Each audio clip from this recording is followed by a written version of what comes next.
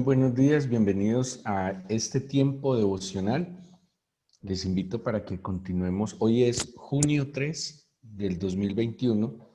Les invito para que continuemos con la lectura de la Biblia en un año. Hoy, Romanos capítulo 9, primer libro de Samuel capítulo 18 y Salmos 63. Salmos 63, primer libro de Samuel 18 y Romanos capítulo 9.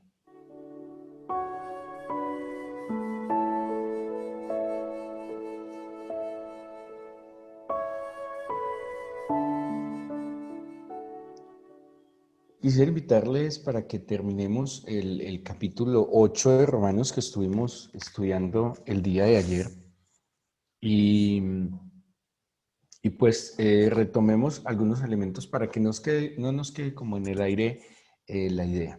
El capítulo 7 que habíamos visto hace 2 días nos hablaba de esa condición de frustración, de amargura, de angustia que experimentaba San Pablo ante una vida que dominaba el impulso maligno de su vieja naturaleza pecaminosa, lo que se conoce como la naturaleza pecaminosa. Pablo termina diciendo que hay esperanza en Jesucristo, y el capítulo 8 que estudiábamos ayer, hablábamos de la forma como la palabra del Señor y el Señor nos invita a vivir en el Espíritu.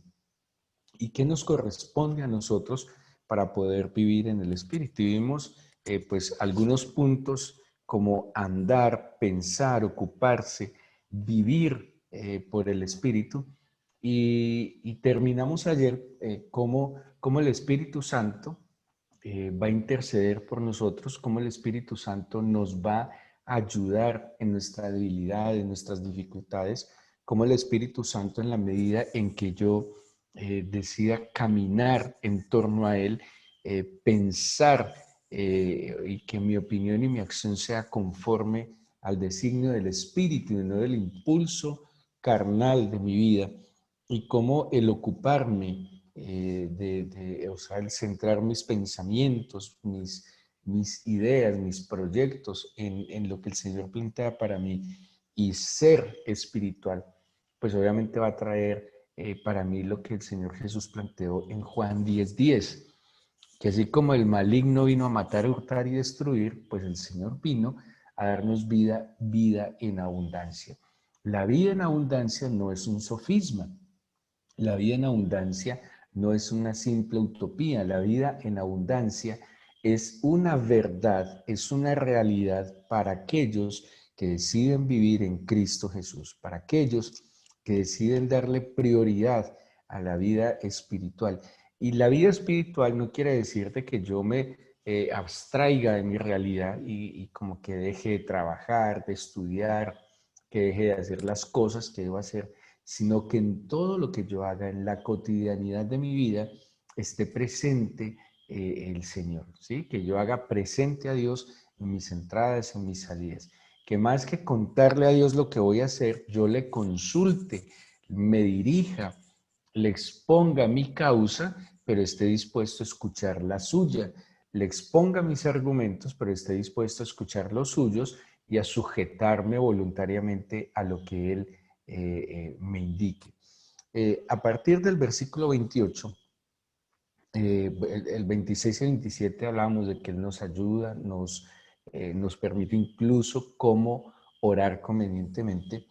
Y a partir del versículo 28 vamos a ver uno de los versículos, creo yo, más utilizados por cristianos y no cristianos, creyentes y no creyentes, y dice así. Además es un versículo muy positivo, es un versículo que genera como mucho optimismo, y dice: y sabemos que a los que aman a Dios todas las cosas les ayudan a bien, esto es, a los que conforme a sus propósitos son llamados. Les cuento que en estos 11 versículos de la última parte de Romanos 8 hay por lo menos 3 que hacen parte de muchas imágenes, de muchos mensajes que la gente envía, copia, utiliza, porque son mensajes de mucha esperanza, ¿sí? Son mensajes, vuelvo y digo, que seguramente muchos lo utilizarán como de manera positiva, con cierto optimismo, pero tiene mucho más profundidad. Al fin y al cabo es la revelación de Jesucristo. Al fin y al cabo no es simples mensajes positivos, sino verdades eternas que pueden ser un cumplimiento claro en cada uno de nosotros.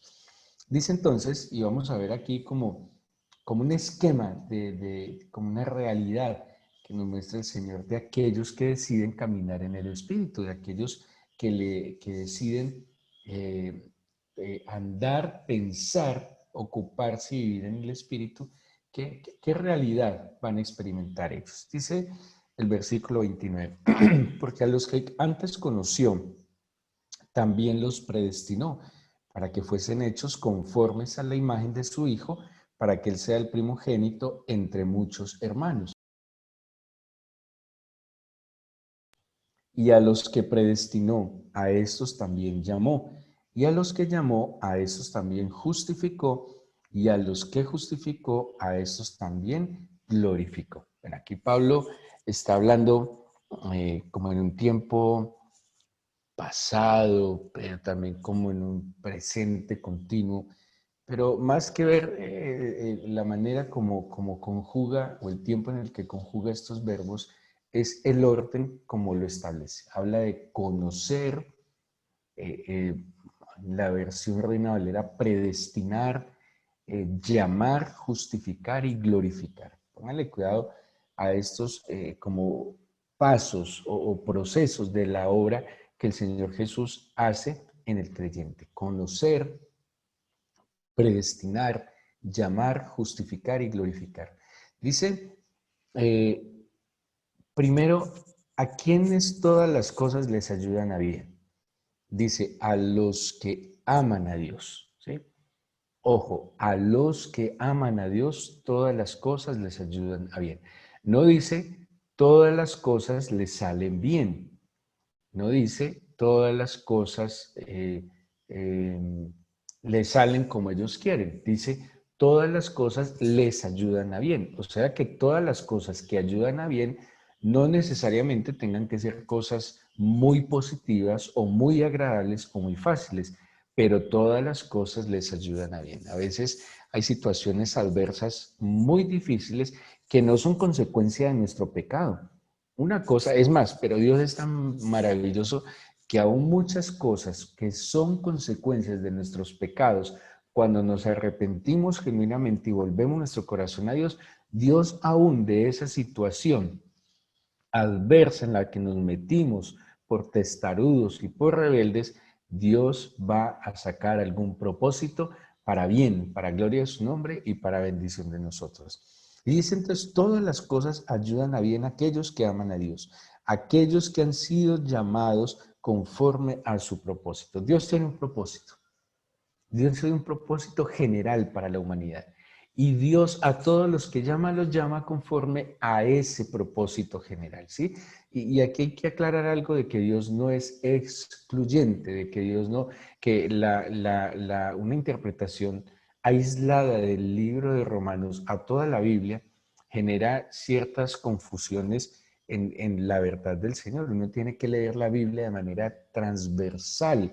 Uno no puede leer un libro de la Biblia y aislarlo de todo el contexto de la Biblia, porque por eso tenemos un canon de 66 libros que contienen la revelación del Señor. Y si yo leo, por ejemplo, así si leyera un versículo, un capítulo, un libro entero, descontextualizado de todo lo que es la escritura sagrada, pues podría caer en errores de interpretación y asumir cosas que no son conforme al carácter del Señor.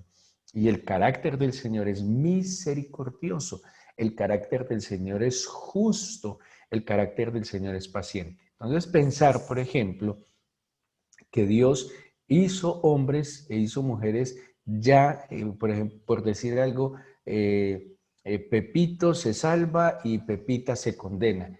Es como si Dios los hubiera creado para condenación. Eso me mostraría, si lo mira de manera transversal, que Dios es justo y que Dios hace acepción de personas y que Dios entonces creó a algunos para que se condenaran. A mí no me cuadra en todo el carácter justo, misericordioso y en esencia amoroso del Señor, ¿sí? Por eso no es bueno leer Romanos sacado de la Biblia entera.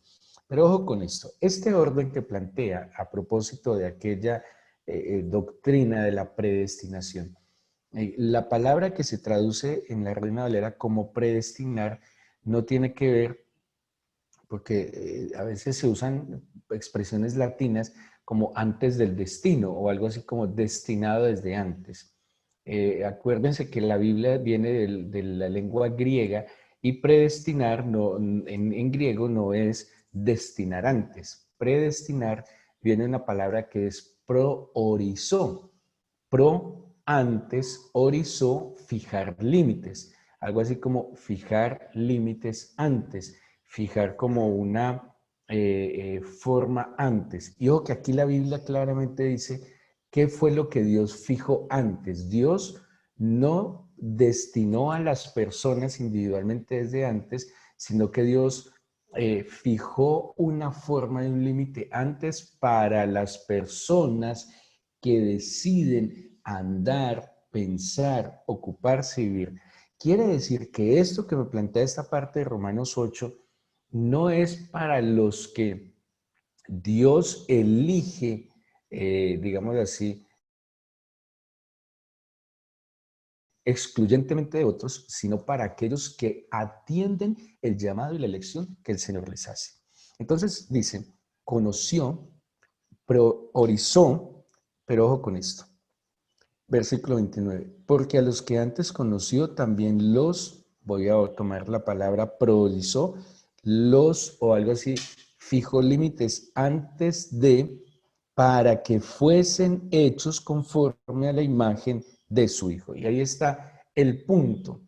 Esos límites fijados desde antes son la imagen de Cristo Jesús. Son el carácter de Cristo Jesús. Así que aquellos que andan, piensan, se ocupan y viven en el Espíritu, Dios los conoce. Dios establece unos límites que es, y eso lo dice también Pablo a los Efesios, formar, llegar a ser conforme a la estatura del varón perfecto que es Cristo Jesús. Así que conoció, priorizó conforme a la imagen de Cristo Jesús, luego dice, llamó, justificó y glorificó. Así que en este proceso de caminar en el Espíritu, hemos de llegar al punto en que el Señor se glorifique en nosotros, pero también, visto como lo dice literalmente, que nosotros seamos glorificados, o sea, que la gloria majestuosa del eterno Dios se manifieste en nosotros. Y aquí vienen unas verdades extraordinarias para aquellos que son conocidos, para aquellos que son formados conforme a la imagen de Cristo, para aquellos llamados, justificados, y de esta manera nos va a mostrar cómo somos glorificados. Y dice el versículo 31, va a ser 4 preguntas. Dice, ¿qué pues diremos a esto? Si Dios es por nosotros, ¿quién contra nosotros? ¿Qué pues diremos a esto? Si Dios es con nosotros, ¿quién contra nosotros? Este es un versículo también muy citado. Si el Señor está conmigo, ¿quién contra mí? Pero ojo, se cumple lo que pasó con José en Egipto. Dios estaba con José, pero Dios estaba con José porque José estaba con el Señor.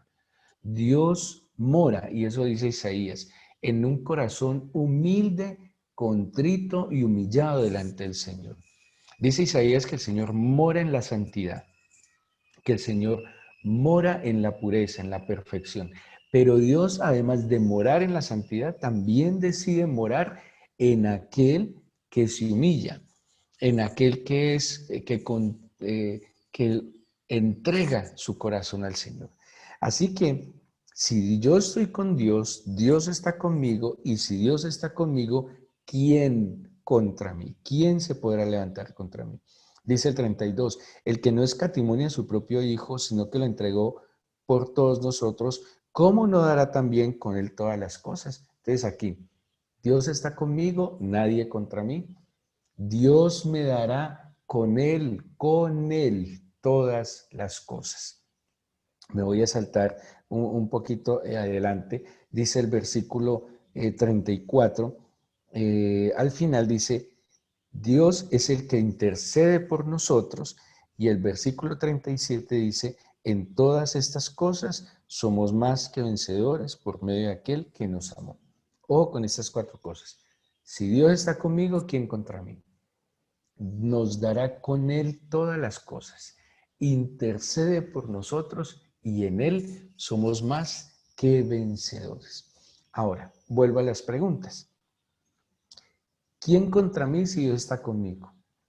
¿Quién me acusará? Dice el versículo 33.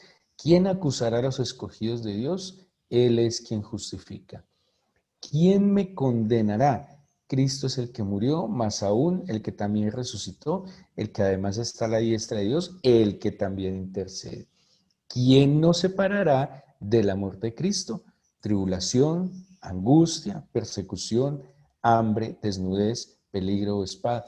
A propósito, escuchen de nuevo este versículo 35 a ver si les suena algún tipo de sentimiento al que haya habido en este último año.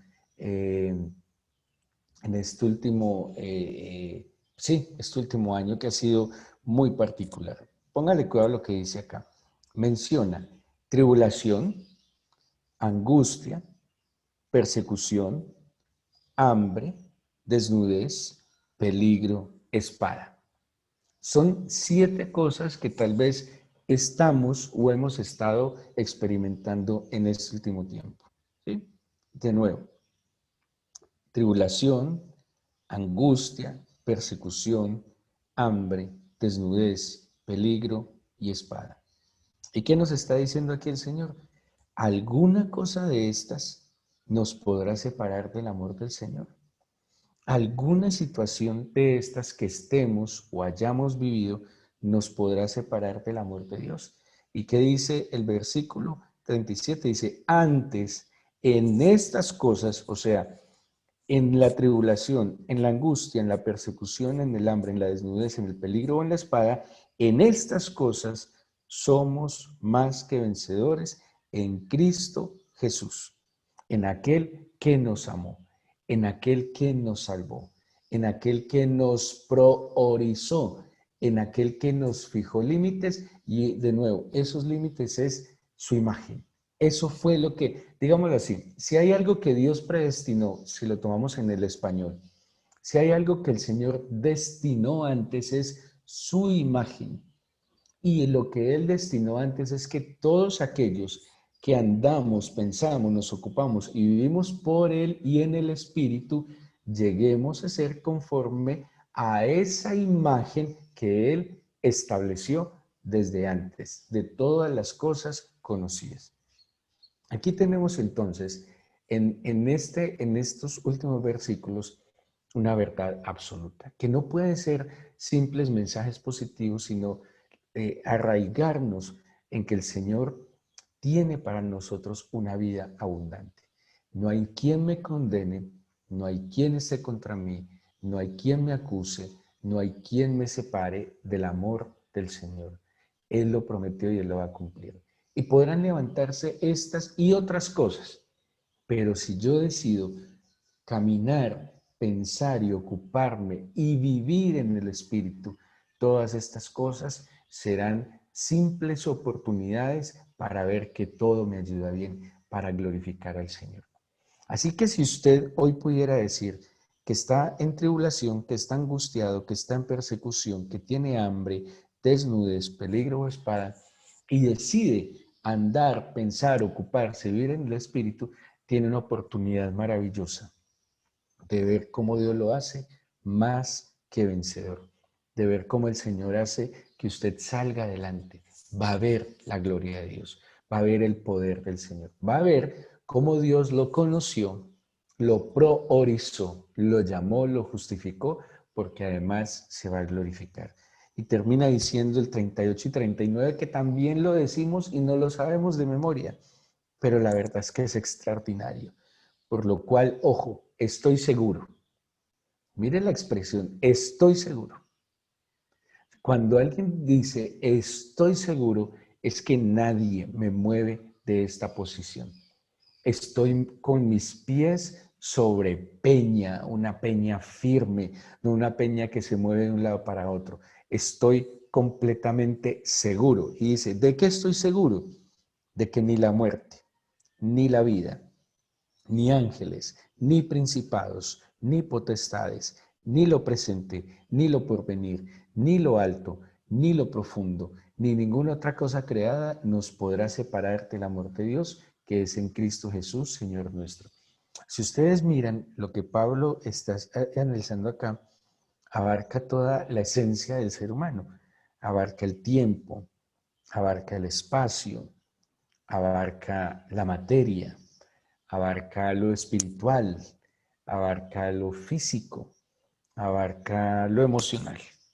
Nada de todo eso podrá separarme del amor de Dios. Ni siquiera ni la vida ni la muerte.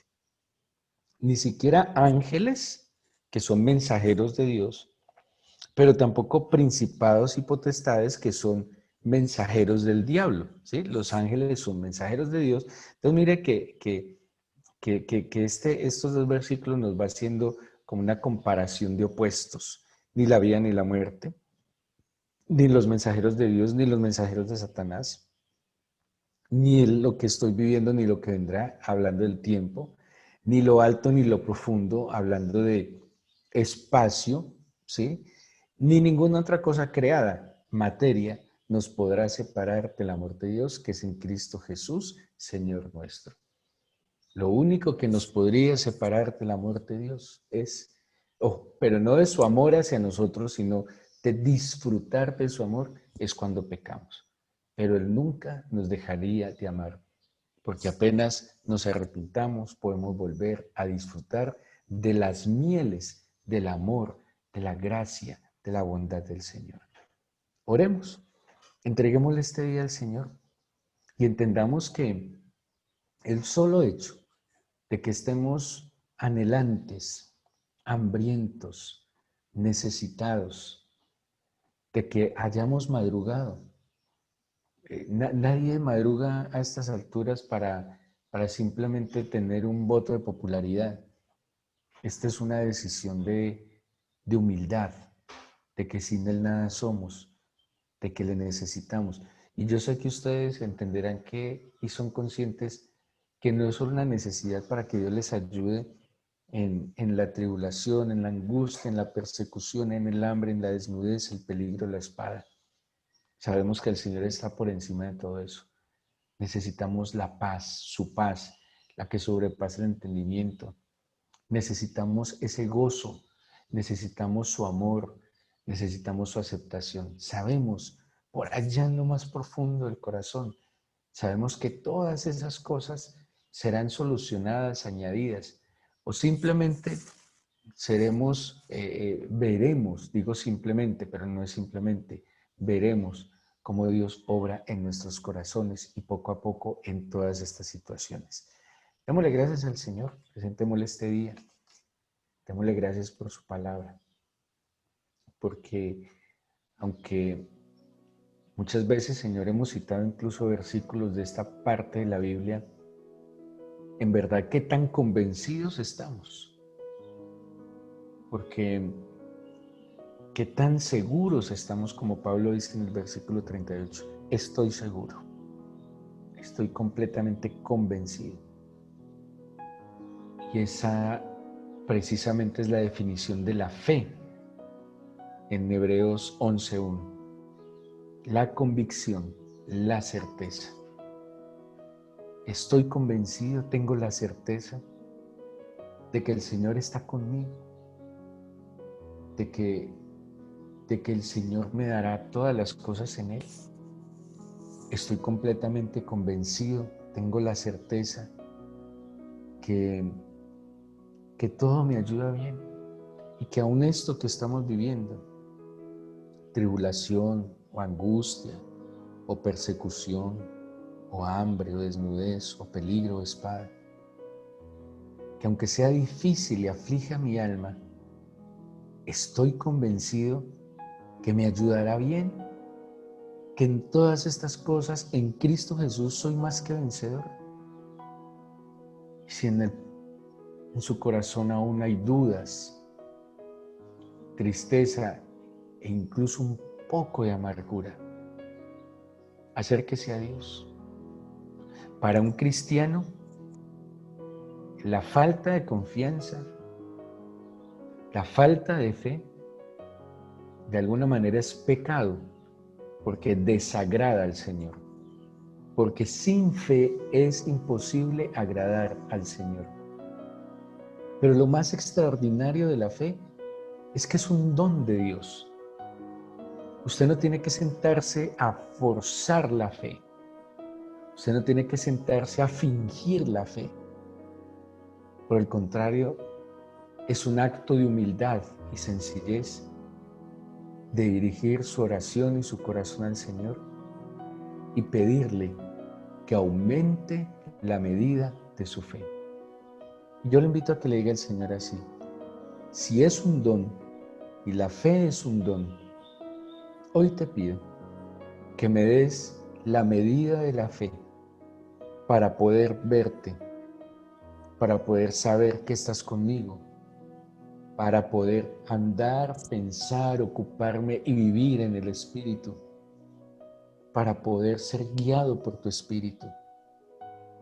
Dígale, Señor, dame la medida de la fe para saber que tú me conoces, que tú me quieres hacer conforme a tu imagen, conforme a tu carácter. Dame la medida de la fe para atender tu llamado, saberme justificado y estar presto a ver tu gloria en mí, a ver cómo, Señor, me haces más que vencedor. No simplemente vencedor, más que vencedor. Y que así me quieran acusar, condenar, separar, incluso oponerse a mí, nada de esto sucederá, porque como el buen pastor, tú estás conmigo y tú nunca me faltarás. Y que tu vara y tu aliento infundan aliento, Señor, que tu vara y tu callado infundan aliento a mi corazón. Yo te pido hoy, así como tal vez alguien que tiene dificultad de respiración, necesita aire, respiración boca a boca, dame tu aliento, el aliento de vida. Dame vida, vida en el Espíritu, Señor. Déjame salir hoy con la esperanza que tú estás conmigo, con la certeza que tú eres mi parte, mi heredad, mi porción, mi todo. Inunda cada uno de estos corazones, mi Señor, de tu amor. Satúranos, satúranos. Déjanos hoy ver, déjanos hoy oír, no como el mundo nos quiere engañar, sino ver lo que en verdad es, las cosas como son, conocer las cosas como son. Danos hoy la esperanza, la paz, el amor, la alegría de caminar de tu mano, la alegría de ser tus embajadores, la alegría de ser tus hijos, esa identidad extraordinaria de que tenemos un sello, una garantía que es tu Espíritu. Extiende tu mano de bendición. Te pido que pongas tu mano de sanidad sobre cada dolencia que en este momento cada uno de tus hijos tengan. Aquellos que sus corazones están atribulados, consuela, fortalece y aviva tu obra en medio de los tiempos. En medio de los tiempos, hazla conocer, Señor. Te lo pido en el nombre de Jesús. Amén.